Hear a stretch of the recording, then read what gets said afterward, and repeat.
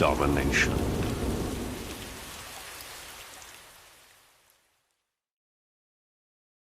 The shinobi world is a dangerous one. In order to survive, one must be strong. In order to be strong, a nation must have resources. It must have wealth, military might. Those are the powerful nations. And what happens to the smaller villages, those who don't have military might? They spend all their money purchasing the services of those who are part of these bigger villages. It is for that reason they will forever remain reliant on these larger villages. A world that is run on war needs soldiers. During the Third Shinobi War, the three Sannin came across a particular village with three particular children. The land hidden in the rain, ravaged by the current war that raged on. Konan, Yahiko, and Nagato, three orphans united and orphaned by the war, by the shinobi world. Because the three great lands that surround the rain were unstable, the hidden sand, the leaf, and the stone caught in another shinobi war, the village hidden in the rain has been hit the hardest. As the three orphans grew older, they created the first version of the Akatsuki. Yahiko's Akatsuki was created to try and save the rain, and save the shinobi world as a whole in a fashion that lent itself towards peace. Danzo and Hanzo of the Salamander quickly put those peaceful ambitions to rest. Change happens radically, and Nagato, hands wet with Yahiko's blood, decided to take a different path to achieve that initial goal. The Shinobi Creed creates individuals like Danzo Shimura, like Hanzo, people who believe that it is in their right to do anything if it means they've protected their village from those who might cause them harm. Danzo uses the Shinobi principle to defend the slaughter of countless Uchiha, those who possess the eyes that he hides on his right arm. It's the same creed that Tobirama used to defend the punishment of the Uchiha. The shinobi world is full of traitors and backstabbers, full of individuals with their own agendas, and full of hidden leaders. The shinobi world is full of darkness. It's a world that indoctrinates children as early as the age of 5, and has them quickly abandon their childhood to instead become soldiers for their villages. These villages marvel at child prodigies, and immediately decide to place them in elite operative groups, and expose them to the true evils of the shinobi world. These children suffer, all to try and protect a village that does not protect them. The likes of Kakashi and Itachi, geniuses whose lives quickly become tainted by death so early on. And in a sense, these are the lucky ones. Cases like Haku or Kimimaro, children who don't have the backing of a village, or the warmth and light of a friend to guide them. A child soldier and a kid who was tested on by another disillusioned member of this shinobi world. People like Orochimaru. This is the reality, the darkness, the cruelty of the shinobi world, and the Akatsuki stands to try and change things. The current iteration of Akatsuki members have banded together despite their differences to achieve a singular goal. In addition to looking at the philosophy of the Akatsuki, I want to look at each individual group and the inherent duality that exists in these iconic duos. Beginning with Sasori and Deidara, what unites these two characters is art. Deidara's most common line and catchphrase is that art is an explosion. The clay-molding shinobi's ability is very much in line with his beliefs. Deidara's ability molds clay and explodes the clay that he creates. He often fashions these bombs into what he considers art. It's art before the art. Birds, spiders, etc. Deidara's battle environment, his opponent, his audience are all factors that he appraises before making his art. These things are his canvas and he has to set it properly in order to ensure that his art is perfect. True art is revolutionary, incendiary, an explosion, he says. For Deidara, the creation of his clay, refining the lines, crafting its form, is art. But the explosion, what the object does after its death, makes its existence that much more sublime. True art lives only in that brief flash of sublimation. In addition to that, he creates so many little explosions. He has so many clay objects that have been formed that, in a sense, his art lasts much longer than that brief flash, because of the sheer quantity of his explosions. Destruction is creation. Destruction is art. Sasori, on the other hand, his relationship with art has much to do with what he has experienced. Sasori of the Red Sand was quickly orphaned after his parents were killed. Like any child would, he desired their touch, so much so that he created their puppets. As Sasori grew, the only warmth he would feel was from these cold puppets, a warmth that did not last. As Sasori killed and killed, a desire to create beauty that would last grew inside of him, a desire to create companions that wouldn't leave him. The third Kazekage would be his next victim. As stated by himself, art is a work of beauty captured and left for posterity, the beauty of all eternity. To Sasori, art is something that transcends time. The art of preserving a form and rebuilding it is what he values most, which explains why Sasori's final puppet, himself, as an indestructible and infinitely reparable body, is his magnum opus. For Sasori, art is quality over quantity. Art unites these two characters, as one is obsessed with the small amounts of awe that an explosion grants, and the other strives to have his art outlast even his own humanity. Though Sasori calls Datara's art pyrotechnics and scoffs at him, and Datara describes Sasori's art as a grotesque puppet show, they both respect each other, and they understand each other as artists. Art is a matter of perspective, it's subjective in nature, and so are their arguments. Their perspectives are inherently reflective of what they've been through, and so their argument will never find a true conclusion. It's a lifetime of loneliness against the pure ecstasy of a single moment. Ironically, Sasori predicts that Datara is the type to die an early death, while Sasori died in his very first battle that we saw him in, and one of the few times he got to use his true form. A form that was intended to last eternity, instead lasted mere moments. But I think his inability to take his grandmother down, his desire not to, was art in a sense. It was poetic. A man who's refuted his humanity, to the point where he believed that his emotions were no more, allowed himself to feel and allowed himself to die in that form, in that manner, and in his parents' arms. A fitting end for a puppet, alluding to the tiny bit of humanity he did have left. Whereas Datara's final moments, he died in the essence of who he's always been. He died in an explosion. One for all to see and one that would scar the very earth, allowing his art that is only supposed to last a second, last forever, much like the art of his partner. When it comes to Kisame and Itachi, these two are alike in many ways. Their differences exist in the way they view human beings. One of the few pairings who got along quite well, they respected each other, and as word spreads in the Naruto world, surely they've come to respect the dedication that the other has towards their village. We know Itachi's story, the clan killer. We know his motivation, his intention, the lengths he wanted to go to protect his brother, what he thought was right. He believes in truth, and he believes in what it means to be a shinobi. If he must soak his hands in his brethren's blood to serve the shinobi code, he will do it. But that willingness doesn't come without a great deal of turmoil and inner questioning.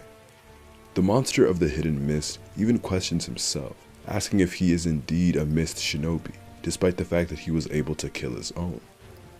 Kisame was killing regular, innocent mist shinobi, out of necessity, he believed. Shinobi who had truly done nothing wrong. So how can he achieve inner peace if he doesn't know who he truly is?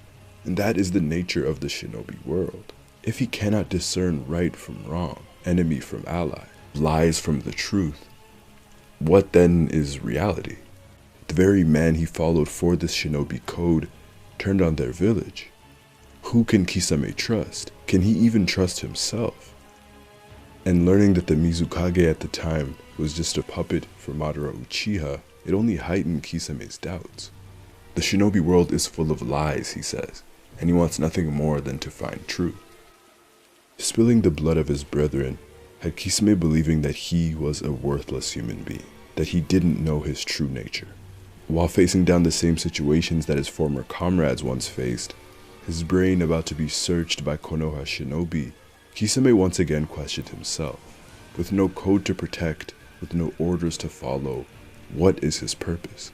Who is Kisame Hoshigaki? Kisame believed that he and Itachi were sharks, cannibals, simply waiting for the chance to kill each other, that their nature was fixed. This is a result of Kisame's guilt eating at him. Kisame believed that he is a worthless human being, and that he will always be corrupted and depraved. But in that first interaction, Itachi argues that no matter who you are, your true nature, your true goals, your desires, who you have become, will only reveal itself in the end, when you are faced with death. Itachi believed in change. The difference between fish and humans is that ability to change. Kisame then goes on to call upon his very own sharks to devour his body. Kisame grins. He knows who he is, he knows his nature, and he has found inner peace. He killed his brethren out of necessity, and Kisame knows that he would do the same if that happened to him. He is a man who is loyal to the mist and now to the Akatsuki. That is a truth that will follow him into death. If a shinobi is someone who endures, someone who does whatever they must do to protect their village, Kisame and Itachi both live in that definition. But the difference is while Kisame was surrounded in lies, unable to discern the truth, Itachi was the culprit, the liar. Whether it was lying about the massacre, the details surrounding it, or lying to Sasuke. I think in death, both Itachi and Kisame died believing that they had changed. Hidan and Kakazu are united through their immortality, the zombie combo as Kisame calls them. Hidan follows his faith strictly. Whether that be his rituals or following his commandments wholeheartedly, he is a dedicated religious man, and he's been paired with a man whose faith resides in the material. Here it's the material against the spiritual. Hidan is so committed to his religion that even killing a monk for worldly gain, he says, is a ticket straight to damnation.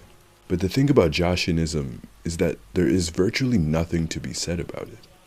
Hidan might be its only follower. It might be an excuse for Hidan to kill senselessly, as it is what he's been deprived of his whole life. But his dedication to it cannot be denied. Kakazu, on the other hand, is a man obsessed with money. Money is his religion, his faith. Both Hidan and Kakazu use bodies for different purposes. Carrying around that bingo book of bounties ensures Kakuzu's wealth, and wealth brings power. Power that he once did not have, when he was the enemy of the first Hokage. And power brings control. Control that he did not have when his village dishonored him.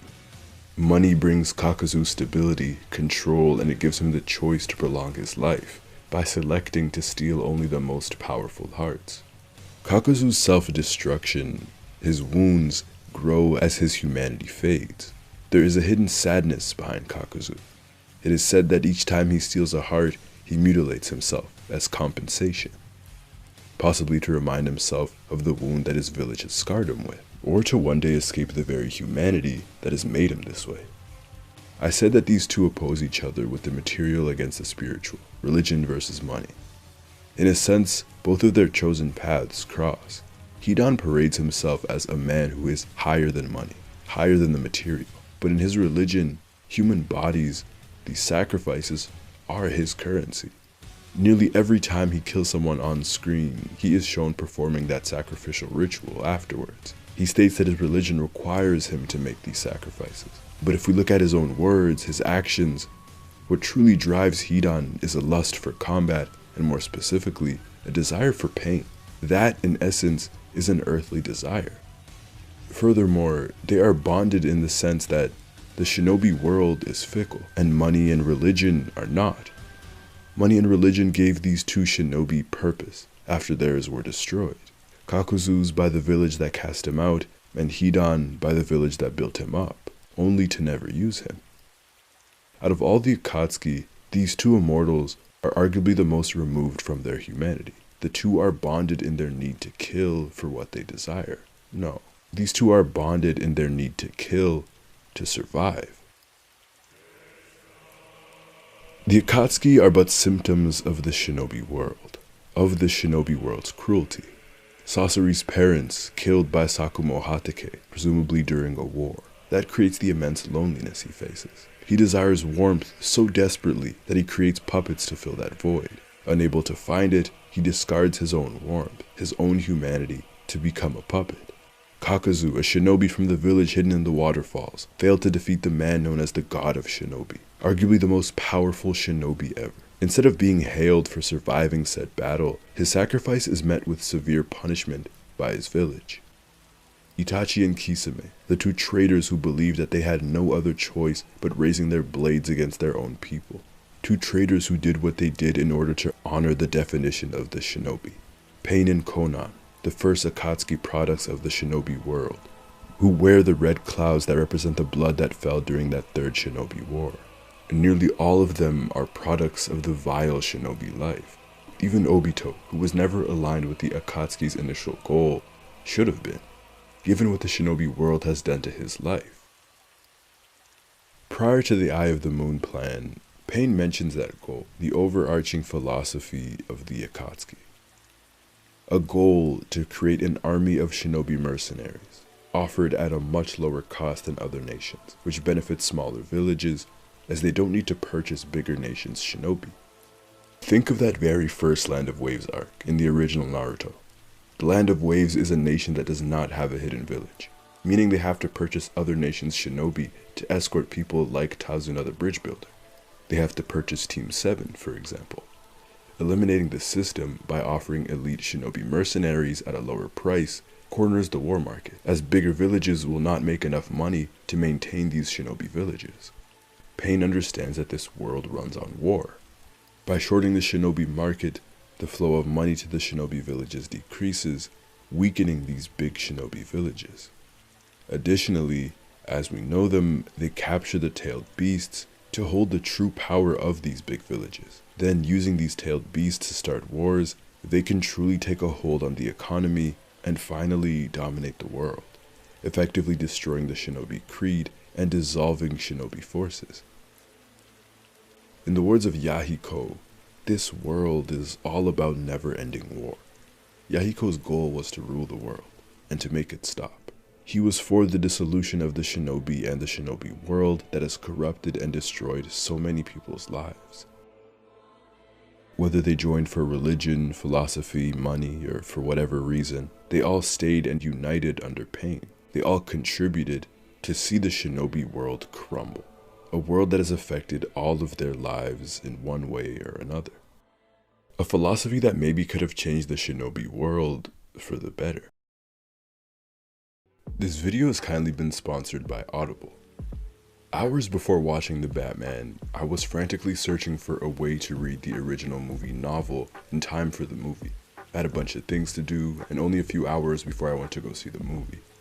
And here's Audible. It has an incredible selection of audiobooks of so many genres, from bestsellers to new releases, celebrity novels, and to my surprise, even comic book novels. On Audible, I was able to listen to it and finish it just in time. I was able to listen from my phone over to my computer, using the one app seamlessly. And as an Audible member, you can choose one title a month to keep from their entire catalog, including the latest bestsellers and new releases.